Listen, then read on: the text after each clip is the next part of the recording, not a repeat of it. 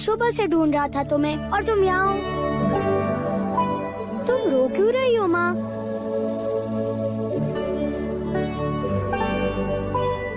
पिछली बार जब मैं गुरुकुल जा रहा था तब भी तुम रो रही थी। जब भी मैं कोई नई जगह जाता हूँ तब तुम रोने लग जाती हो। और लौशिका कह रही थी कि आज मैं दंड गृह जा रहा हूँ। महादेवी, हम युवराज को लेने आए। हाँ हाँ चलो। माँ, मैं दंड गृह देख कर आता हूँ।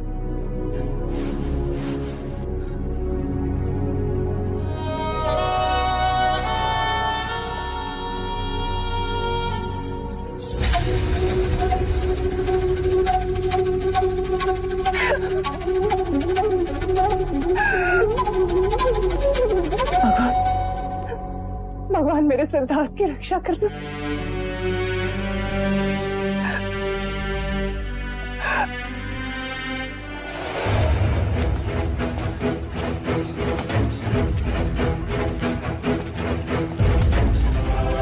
इतनी छोटी आयु और इतना बड़ा दंड।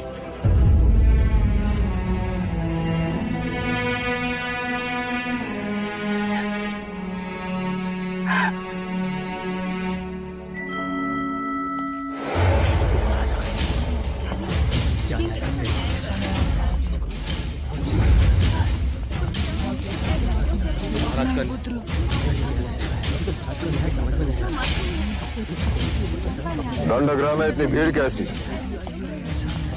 महाराज, ये भीड़ न्याय की विनती के लिए है। कृपा कर आप अपने न्याय को स्थगित करते महाराज। हाँ भाई महाराज, मैं आकाश पाताल लेकर उस वैश्य गौरी को ढूंढ निकालूंगा। उत्तरदायित्व लेने वाले को उपस्थित किया जाए।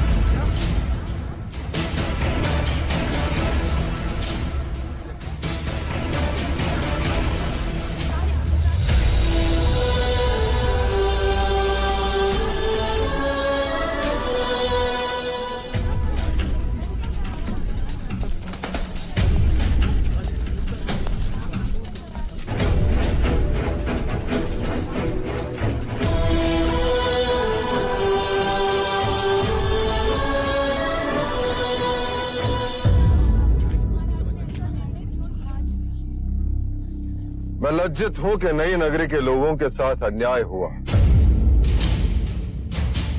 अन्न पहुंचाना राजा का कर्तव्य है और ये दायित्व मैंने गौरी को दिया था। उसने दोबारा अपराध किया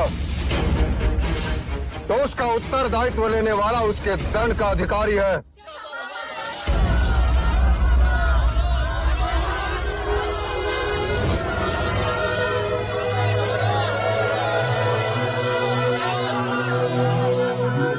क्षमा कीजिए महाराज, न्याय सभा में आपने एक राजा बनकर सोचा, आप एक पिता बनकर सोचिए। उत्तरदायी दंड भुगतने के लिए सक्षम नहीं, इसलिए उसका दंड उसके पिता को दिया जाता है।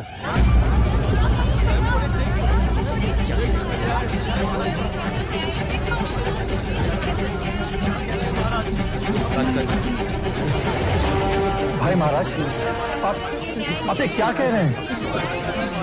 दंड देना राजा का धर्म था और दंड भुगतना पिता का धर्म है। परंतु महाराज, इसका युवराज सिद्धार्थ पर क्या असर पड़ेगा? मेरे पुत्र को यह ज्ञात हो जाएगा कि बिना सोचे समझे झूठे मनुष्य का उत्तरदायित्व लेना भी अपराध है। करुणा से राज्य नहीं चलते। महाराज, उठाओ कोड़ा, मैं तैयार हूं।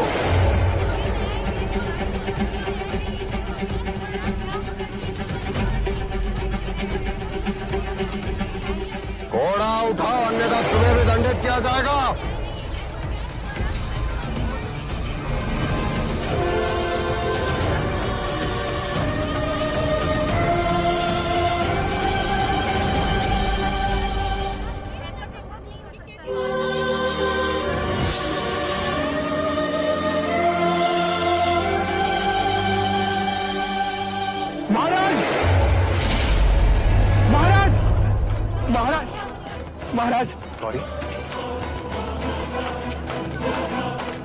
क्षमा महाराज।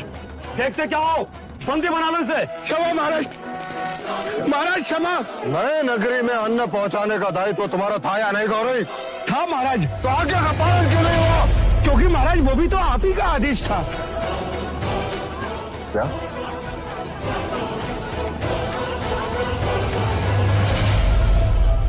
मेरा आदेश? हाँ महाराज,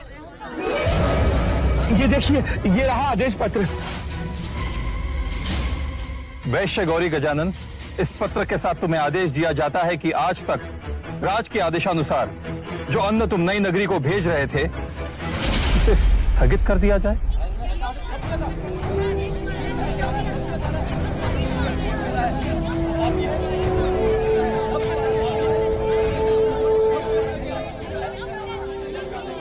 ये पत्र खोटा है।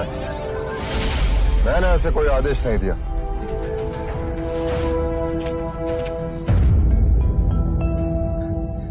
जी महाराज, ये आदेश पत्र खोटा है। परंतु इसका प्रमाण क्या है?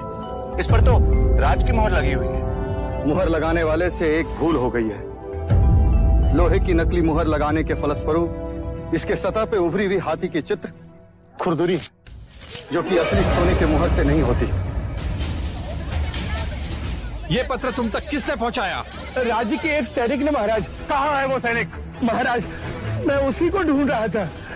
स्वयं को निर्दोष प्रमाणित करने का बस वही एकमात्र प्रमाण था महाराज, पर वो अभी तक मिला ही नहीं।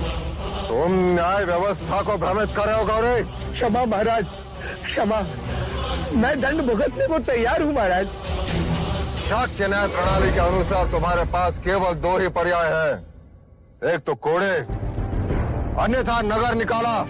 महाराज, मैं नगर छोड़ दूंगा और जाने से पहले मैं एक बार युवराज सिद्धार्थ से मिलना चाहता हूँ।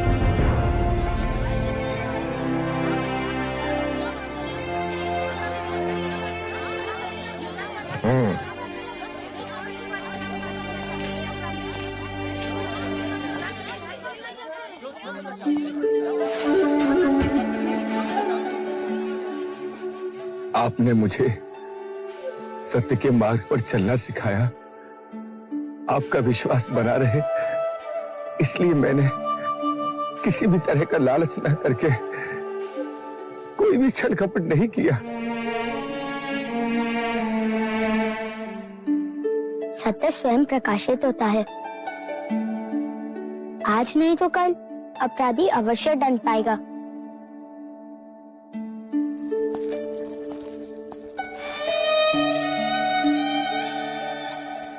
बोलो युवराज सिद्धार्थ की जय, युवराज सिद्धार्थ की, युवराज सिद्धार्थ की, युवराज सिद्धार्थ की, युवराज सिद्धार्थ की, युवराज सिद्धार्थ की, युवराज सिद्धार्थ की, युवराज सिद्धार्थ की।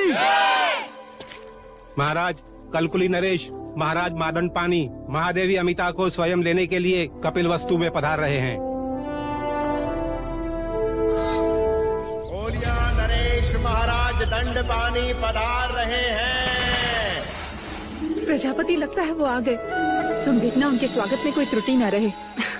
अमिता दीदी, आप निश्चिंत रहें। यदि वो आपके स्वामी हैं, तो मेरे भी भाई हैं। प्रजापति, तुम देखना कि इस शुभ अवसर पर भैया और उनके बीच कोई राजकीय बातें न उभरे। आप चिंता न करें, मैं ऐसा होने नहीं दूंगी।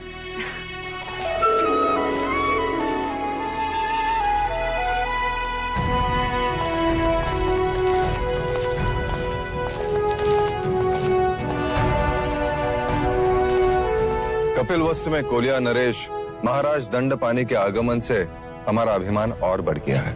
स्वागत है आपका। कदाचित आप संबंध भूल रहे हैं महाराज। कोलिया नरेश इस घर के जमाई हैं। और एक जमाई ससुराल स्वागत का अवसर कैसे जाने दे सकता है?